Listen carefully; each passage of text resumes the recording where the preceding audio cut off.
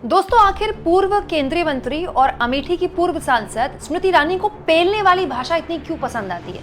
बात बात पर वो पेलने जैसे अभद्र शब्दों का इस्तेमाल क्यों करते हैं? दोस्तों, अमूमन हम अपने घर के बच्चों के आगे भी जिस तरह के शब्दों का इस्तेमाल नहीं करते हैं, स्मृति ईरानी अपने इंटरव्यूज में करती हैं। एक बार नहीं, कई बार करती हैं। हालांकि स्मृति ईरानी कहाँ है, इसका जवाब आजकल किसी के पास नहीं है, क्योंकि अमेठी में जब से स्मृति ईरानी हारी है तब से वो कहीं दिखाई नहीं दी है। लेकिन आखिरकार अमेठी में हार के बाद ऐसा लगता है कि स्मृति ईरानी कोप भवन से निकल चुकी है। वैसे तो स्मृति ईरानी किसी भी न्यूज चैनल को इंटरव्यू दे सकती थी, लेकिन स्मृति ईरानी ने देखिए कहाँ इंटरव्यू दिया। सुशांत सिन्हा, जो कि टाइम्स नाउ में पाठशाला लगाते हैं, पाठशाला वाले एंकर हैं, और मोदी जी के एकदम कट्टर वाले गोदी एंकर, उनके यूट्यूब चैनल में पॉडकास्ट में अवतरित हुई स्मृति ईरानी। अब आप देखिए, हम यूट्यूब पत्रकारों का ऐसा खौफ, ऐसी साख है कि इतनी बड़ी नेता को, जिसका पहला इंटरव्यू हर कोई देखना चाहे। दोस्तों, स्मृति ईरानी हार के बाद इस तरह से पहली बार इंटरव्यू दे रही हैं, तो वो आज तक को इंटरव्यू दे सकती थी, किसी बड़े चैनल को इंटरव्यू दे सकती थी जो कि टीआरपी में 1, 2, 3 रहता है। लेकिन स्मृति ईरानी ने किसको चुना? सुशांत सिन्हा को। वो भी उनके चैनल को नहीं चुना, टाइम्स नाउ को नहीं चुना, उनके यूट्यूब चैनल को चुना। ये बताता है यूट्यूब को लेकर ये सरकार कितनी अब सजग हो गई है। खैर, स्मृति ईरानी ने इस इंटरव्यू में क्या बातें बोली हैं वो तो आगे पता चलेगा, क्योंकि एक स्मृति ईरानी के इंटरव्यू का छोटा सा प्रोमो केवल सुशांत सिन्हा ने शेयर किया, और वो प्रोमो मैं आपको नहीं दिखा सकती दोस्तों, क्योंकि कॉपीराइट का इशू हो जाता है। लेकिन इस प्रोमो में स्मृति ईरानी ने एक शब्द का इस्तेमाल किया, पेलने। कि स्मृति ईरानी अपने लिए बोल रही थी कि मुझे एक नेता ने कहा था कि इस तरह अगर चलती रही तो पेली जाओगी, एक दिन पेली जाओगी। ये शब्द इस्तेमाल किए स्मृति ईरानी ने अपने लिए, कि उनको हिदायत देते हुए एक नेता ने कहा था कि अगर ऐसे ही तुम चलती रही, ऐसे ही काम करती रही तो एक दिन पेली जाओगी।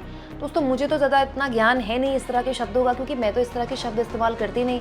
लेकिन मुझे ज़रा आप लोग बताइएगा, ये पेलने का मतलब क्या होता है, और ये पेलने वाली भाषा क्या संसदीय होती है? मतलब क्या आप इस तरह की भाषा इस्तेमाल कर सकते हैं टेलीविज़न में या एक प्रॉपर इंटरव्यू में, और उस भाषा को वैसे ऑन एयर भी किया जाएगा? वैसे मुझे ये लगता है कि पेलना शब्द है ना, जो ये स्मृति ईरानी की ज़ुबान पर है, क्योंकि चुनाव के दौरान भी मैंने आपको एक खबर दिखाई थी, ये वाली, जिसमें मैंने आपको बताया था कि स्मृति ईरानी उस वक्त भी एक इंटरव्यू में, उन्होंने तो स्मृति ईरानी खूब इंटरव्यू दे रही थी, अमेठी जीतनी थी, तो उस वक्त भी उन्होंने एक इंटरव्यू में पेलने जैसे शब्दों का इस्तेमाल किया था।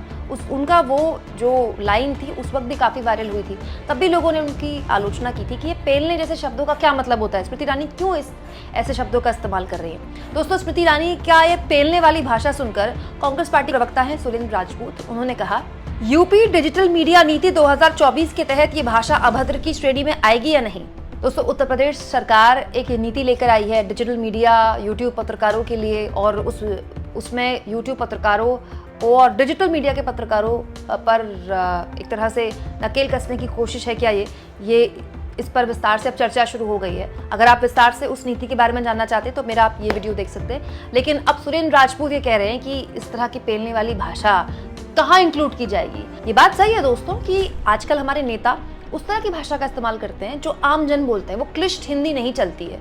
वक्त के साथ नेता बदल जाते हैं। राहुल गांधी को आप देखिए, उन्होंने अपना एक खास बोलने का तरीका अपनाया है, जिसमें वो अंग्रेजी भी यूज़ करते हैं, हिंदी भी यूज़ करते हैं, और हिंदी जो राहुल गांधी यूज़ करते हैं वो बड़ी ईजी हिंदी होती है। वो एक प्रॉपर जो क्लिष्ट हिंदी हमारे नेतागण एक दौर में इस्तेमाल किया करते थे, उस तरह की हिंदी यूज़ नहीं करते। लेकिन फिर भी दोस्तों, स्मृति ईरानी का पेलने वाली भाषा मतलब थोड़ा ज़्यादा कैजुअल नहीं हो गया? मज़े की बात यह है कि खुद स्मृति ईरानी ने बात बोली इंटरव्यू में, और खुद उसके बाद खूब हंसी, हा करके। ये बात सही है दोस्तों कि स्मृति ईरानी को जो हार का सामना करना पड़ा है उसमें उनकी बहुत आलोचना हुई है। लेकिन दोस्तों, हर हार हमें एक आत्ममंथन का मौका देती है। स्मृति ईरानी इतने वक्त से एक तरह से मीडिया स्पेस से बाहर थी, तो उन्होंने खुद भी काफ़ी सोचा होगा कि वो क्यों हारी।